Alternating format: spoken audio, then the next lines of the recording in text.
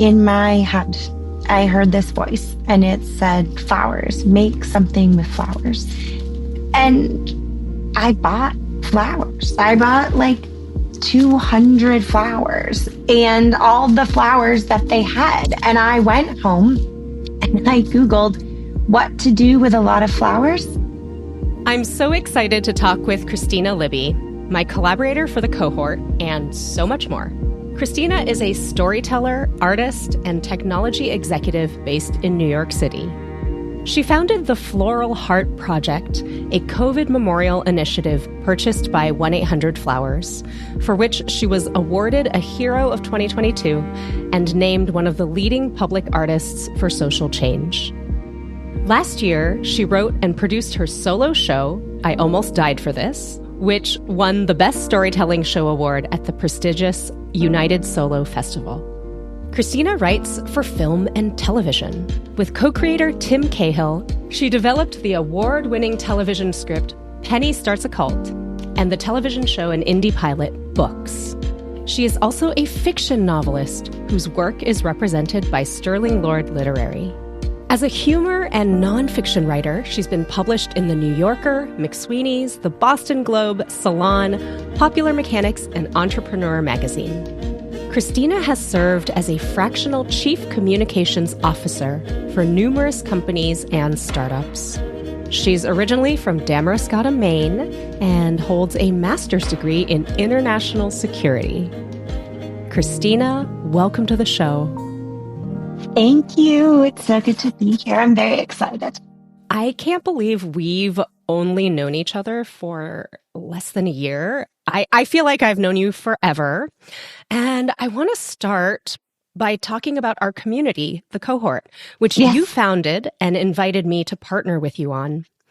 What was your impetus for starting the Cohort, and what are you most looking forward to as we build the community together?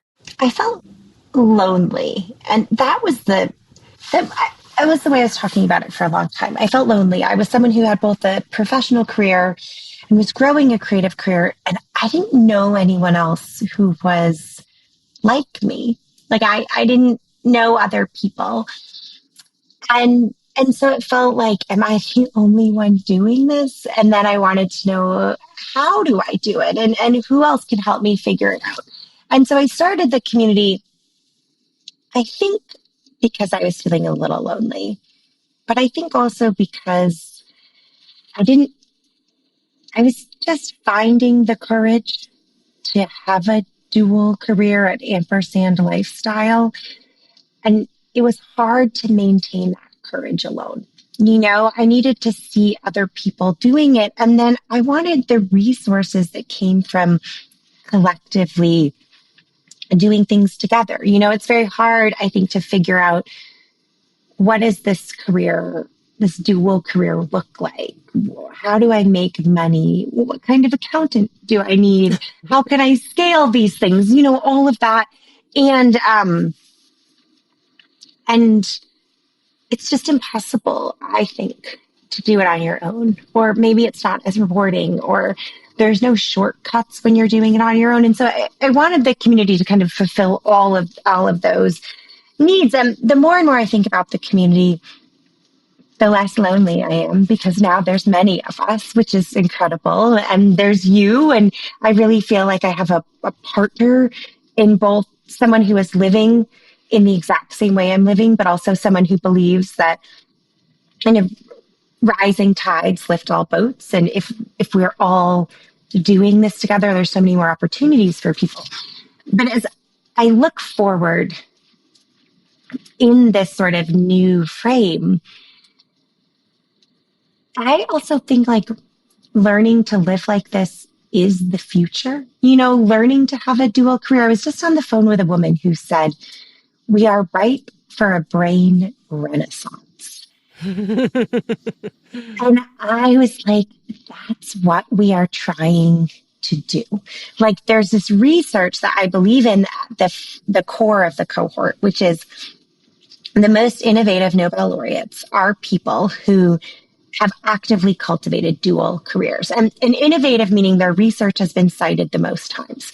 and that they both have a scientific career and they have a creative career, and that they focus on both of them with an equal amount of dedication, of professionalism, and that they believe that it is the intersection of the creative career with the less creative or the sort of more traditional career that drives innovation. And in my experience, personally, my lived experience since really dedicating myself to having dual careers, but also now as someone who is observing all of these people who are having dual careers, I do believe it drives innovation. And I do believe it expands your brain in ways that your brain wouldn't otherwise be working. It allows you to make new connections. It sort of pushes your own neural pathways. And it's about creating a renaissance. It's about driving innovation that together all of us can sort of do this at a very heady level and at a very simple level, sort of for members. I want people to make all their creative and their professional dreams come true. And I think we do that together. And the more people we bring in and the more opportunities we bring in, the more people really, really have a chance to go out there and like do everything they're dreaming of. And so on all of those levels, sort of both this big idea of like, we are helping to fuel the brain renaissance, and on the smaller idea of every individual artist who is part of the community, every ampersand who joins, together we can try and make that career as big and full as it possibly can. Like, that excites me so much. I love it. Such a great answer. Let's rewind a bit to younger Kristina growing up in Maine. When you were a kid, what did you think a career or careers would look like, and how did that change over time? I think I wanted to be an actress, but I also played pretend a lot with my sister, Anna, and I really wanted to be queen of the world. Like, that was always the like pretend game I would play, was that I was queen of the world and my sister would be a mom. And I think in that framing, like I was always very focused on like, I wanted to have a job, like I wanted to have a career. And I think what changed in me is that like my sister became the creative one. Like, she decided when she was like 11 that she wanted to be an interior designer. And I think because of that, we're only 18 months apart. There's 6 siblings, but she and I are really like, you know, when you grow up that close to someone in age, a lot of who you are is like who they aren't, you know, or if they're going to do that, you're going to do this other thing. And so I think I just became the more like serious kid. Like, I was like, oh, I'm going to do just like a more serious career. And I focused a lot on that. But even, I mean, it's very funny now to be part of this Ampersand community, to have started and now co-found an Ampersand community. It's even when I got my undergrad degree, I got an English degree and an international development studies degree, you know? And so I even then had this sort of, well, maybe I could be a creative writer and I could also be an ambassador or work for the UN or something, you know? And I think a little bit hedging my bets. And I almost got a 3rd degree in religious studies. Like, you know, I think I've always had this bifurcation. And then I got a master's degree and focused on international security because I thought that's the right path. Like, there's a job there. I'll work for like the NSA or the CIA or something like that. And then very funnily, I went to get those jobs and I was told that I didn't have the personality for them, that I like didn't have the personality to be a government employee. And then I was like a bit lost for a while. But I think you know, I grew up, we were not a wealthy family, knowing I needed to work, being very, I think, clear on the fact that like I wanted to have a healthy financial career lifestyle. I wanted wealth, and that a creative career didn't offer any promise of wealth, you know? And so I think I went more and more and more serious, but I also believe that is a part of who I am. Like I'm interested in serious global geopolitical issues. I am interested in the hard, dark experiences of being human. And also, I want to like write rom-com podcasts, you know, like it's a totality of my human. And so I think the career focus, I think weaved and wobbled. But I think even when I went to college, I was like, oh, I'm never going to be satisfied if I just choose one thing. I think that comes up so much on this podcast. And I think so many people have come on and said, you know, I was a double major in college, and I was as well, music and product design. So I think it's a very common theme. And you call yourself a storyteller in both a corporate and creative frame, and you're very much a writer. Having worked in this more kind of serious corporate global world, and also in the world of rom-coms and television and fiction, what do you think these worlds can learn from each other? I think we are so inclined to believe that we live in like a facts-based world, or that, you know, the research is what people want to hear and see. And like I was just having this meeting with someone from the World Economic Forum yesterday, and they were wanting to put out this communications research and leading with this idea of like evidence-based communication, which is the right thing to believe. Like it is right to believe that we want like evidence-based research to inform us about what to do next. And yet, I would argue that today's America proves to us that like emotionally based storytelling is the thing that sways great amounts of people. And it's good if that emotional based storytelling has fact underneath, because you're going to get more and more people. But like we are humans, we are emotional creatures to our detriment, but also to our advantage. And like we want to connect emotionally with people. And that is something that I see in all of those realms that I think also in this moment of time where like AI is becoming such a dominant force in our lives, I think we are forgetting that part of what makes the experience of living wonderful is other human beings. Absolutely. And humans need stories. We understand things through stories about other humans, and we're seeking relationships and community and belonging. I want to talk about the Floral Heart Project, which was your public art series. It was cited as the catalyst for the introduction of COVID-19 memorial legislation in the U.S. Congress, so pretty big deal. Thinking back to this project, what are you most proud of? On one level, I am so proud of the community that came together to help people grieve. Like, grief is something that is so poorly understood in America. We have so few practices for it.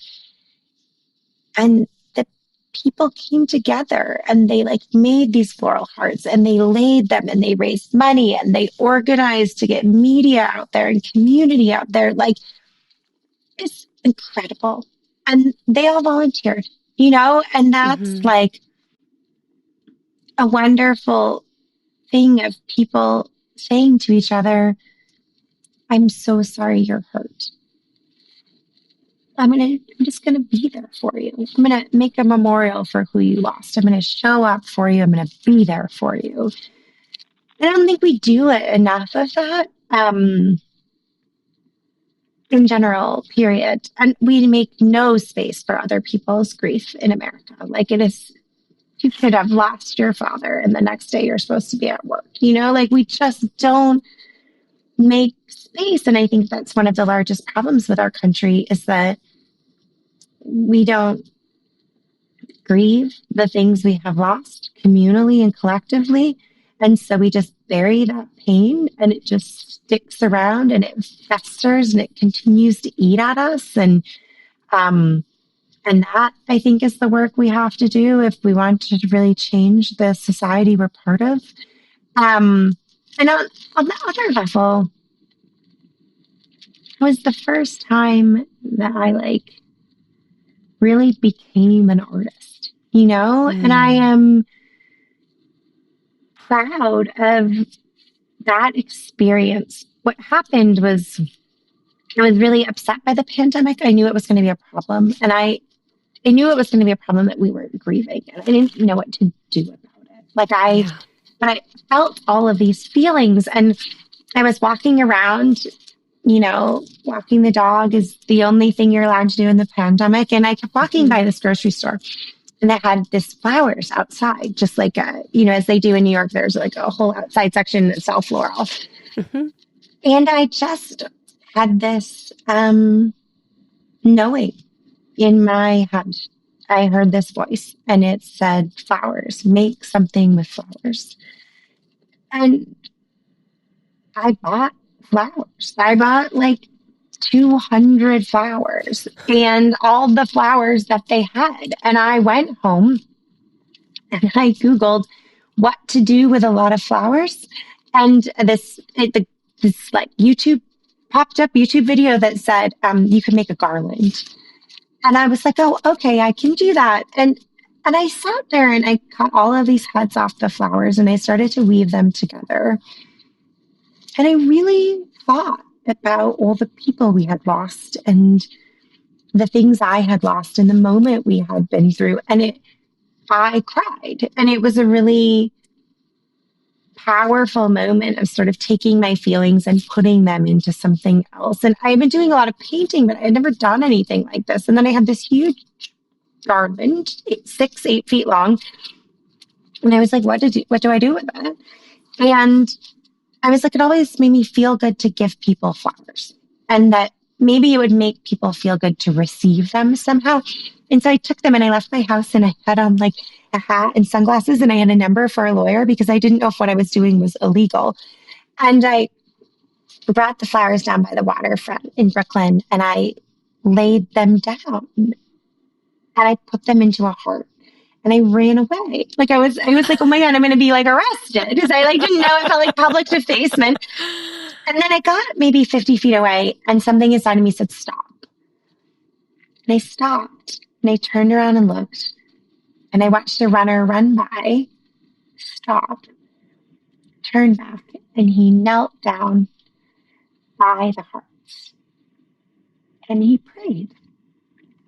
And I started to cry because I really felt like, oh, I have connected with this other person. I have done this job of being an artist. I wanted to do something. I wanted to connect with people. I followed my intuition. I made the thing. I put it out there and it meant something to someone else. And so I started doing it more and more. And that's what I mean by being an artist. That I had the inclination and I listened and I did it and it mattered and it kept growing and growing and growing. And then did make this really big impact. We all got to grieve together. We had this, because we did a national Floral Heart laying and there was so much imagery across the country. It showed that there was interest in creating a memorial so they could introduce the legislation. And no one was really taking a risk as a political figure because there was such a huge delegation of people behind them. And that was when I realized that I could be more than I had been before. Let's take a short break and reflect on this question. When have you felt the call and followed your intuition?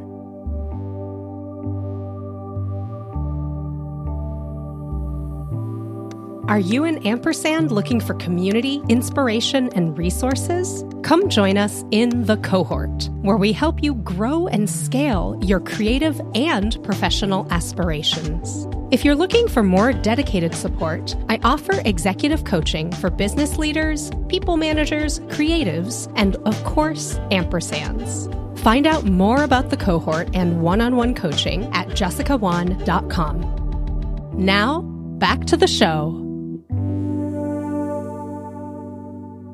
Last year, you wrote, performed, and produced your one-woman solo show titled I Almost Died for This.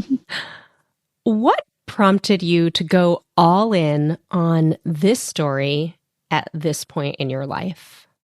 I had a traumatic brain injury 6 years ago that I got in part, what the show really talks about is, in part, I got this traumatic brain injury because I had these views of love and relationship that were sort of so rooted in patriarchal society, and which is a word that I only use once in the entire show, but is sort of the framing and the basis for the show. And I have tried to tell the story about my brain injury. I knew there was a story in the brain injury, right? Like I sort of knew it in the same sense of like, not necessarily a calling in that way, but in like, this is a story. This is like a great story. Like I knew the story framing so deeply in my body that I knew it was there. And I tried to write it as memoir, and I couldn't really stick the ending. Like I just like couldn't figure out the landing. And I kept churning on it. And I think what I knew deeply was that I couldn't get to the next point in my life without expressing the story that is inherent to the show. And that there was something in this story that was so wrong inside of me. Like there was something in my worldview, there was just something in me that I like couldn't figure out that was driving so many of my actions. And I was like, it has to get out of me. And a friend was like, maybe you should consider a one-woman show. And I was like, well, I'm not really a performer. Like, I'm not really looking for like that career step. And she said, well, go to this class. This guy, Matt Hoverman, does this class called Go Solo. And she was like, I've taken the class and it's incredible. So I was like, sure, okay, whatever. So I took the class. And it was incredible. It was incredible because so much of it was about helping you understand your own internal story and how you work and all of that. So I decided to take another class. And I think I was still trying to figure out if there was something there in that story. You have to tell your stories in the art forms which are inherent to who you are. And I had tried to paint this experience and write this experience and just try and get it out of my body. And I really had a moment of realizing like, I'm a storyteller. Like the teller part of it is so important. And that I needed to tell a story and I needed an audience of people to listen. Like I needed that format. And then I went to the Edinburgh Fringe Festival and I got to be a listener. And I got to realize this huge power in listening and receiving stories. And that it really is this like very symbiotic experience of being like a storyteller and a story listener. And for years I had been saying, I want to be in conversation with people. And it wasn't until I went to Fringe, till I had worked on this show, till I realized, oh, this is this is the space and the frame and the way you are in conversation with someone. And then very long story short, and then I actually did it. And like getting these story out of my body and giving it to other people, the message of it, the idea of it, it now lives outside my body. Like I both fully understand myself. I understand the system in which I operate. I understand all of the choices that I made now. And also now I no longer hold the story or the experiences. And so that was all very important. And I also think important in the path of my own artistic growth to be able to leave those core defining narratives behind, a lot of which had to do with, I was so willing to give up my whole life in service of a man, and like a man who may or may not have deserved that, because that's what I was told would give me a feeling of fullness, a feeling of completeness, like a feeling of belonging. And it was only by doing the show and learning to reject that idea that I think I am able to step into more and more of our more and more artistic opportunities, but also more and more professional opportunities, and sort of becoming a different person and weaving a different kind of existence in the world. Amazing. Amazing. I know that after your traumatic brain injury, painting was one of the ways that you were able to really get through a very challenging time. What advice do you have for people who maybe have at some point had art in their lives and now are looking to bring it back or are looking for some other creative outlet to get started or to get more deeply into? I mean, you have gone into the solo show and the Floral Heart Project, and these are all creative, but they were pretty new art forms for you. Oh, yeah. I mean, I'm still like a baby artist. I took up weaving like 3 weeks ago. I was like, I think I want to weave. And now I'm taking weaving classes. But my only advice is to listen.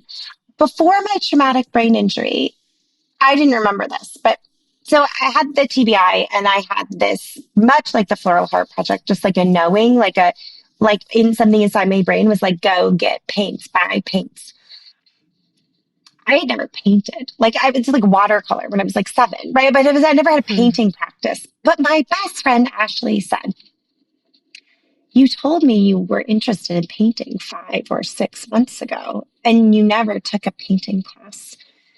And I think about that, of how I didn't listen to that desire or that inclination. And I wonder if painting was the thing that would have allowed me to slow down enough, to have enough reflection, that I wouldn't have ended up in this situation where I ended up getting a brain injury.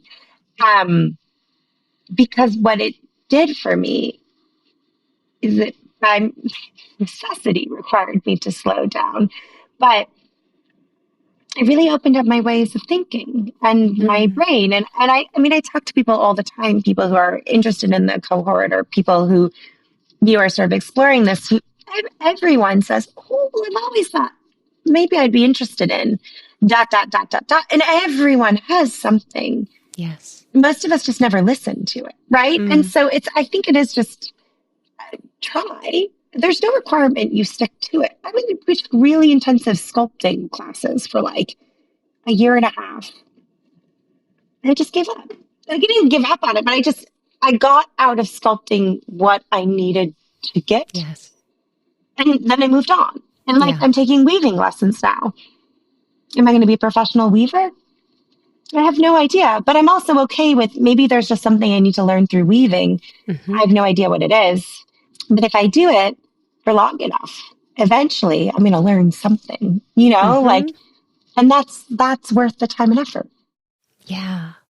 So as you know, the goal of this podcast is to co-create the Ampersand Manifesto, Principles for Leading a Multi-Passionate Life. What are some of the top principles that you live by? Seek out novelty. Listen when you hear the call. And that call could be a tiny little interest to go try a weaving class, or it could be buy flowers, make the thing. Seek out others who validate and justify this way of living. Be courageous, but know that you don't have to be courageous alone, that Like it is a different way of living, but so many of us are architecting this lifestyle. And I truly believe we are on the bleeding edge of how everyone is going to be living. Like we are trailblazers. Mm-hmm. And that's okay. Someone recently said to me, it's really okay to have no idea where you're going because it means you're blazing the trail. And if you knew where you were going, you would just be repeating what someone else was doing. And I think there's a real power in that of allowing yourself to be a trailblazer. Kristina, it has been so wonderful talking with you. I am honored to be a trailblazer with you. Folks, you can check out Kristina's work at KristinaLibby.com and follow her on Instagram at Kristina M. Libby and at LightVLight. We'll link to these in the show notes. If you liked this show, share it with your friends and fellow Ampersands. And make sure to hit the follow button to be notified when new episodes drop. It would mean the world to us if you took 2 minutes to rate and review the show. Just go to the main show page on Apple Podcasts or Spotify and look for the stars. I had a chance to listen back to Kristina's interview, and I came away with these key takeaways. 1, let's talk about this idea of a brain renaissance. I am so jazzed to explore this more. The last time we had a renaissance, it started in Florence after the Middle Ages and spanned from the 14th century to the 17th century, a long time. This renaissance emphasized human potential, reason, and the study of the humanities and arts. Thinking about where we are now in the course of human history, after the industrial age, the digitization of almost everything, and the proliferation of AI. It's a valid question to ask. What is the best use of our human brains? How can connecting across fields expand our brains in new ways? What would a renaissance look like today? 2, across so many fields, both corporate and creative, Kristina talked about evoking emotion. Whether it's corporate communications or the fine arts, at the core, humans connect through emotion. I've been thinking about this a lot in my own work. As an executive coach in deep partnership with my clients, I've witnessed all sorts of emotion. And as a singer, I know I've moved people to tears. Unlocking emotion in others is sometimes seen as a rare thing. But why? We are all human, and emotions are universal. In fact, they're what make us human.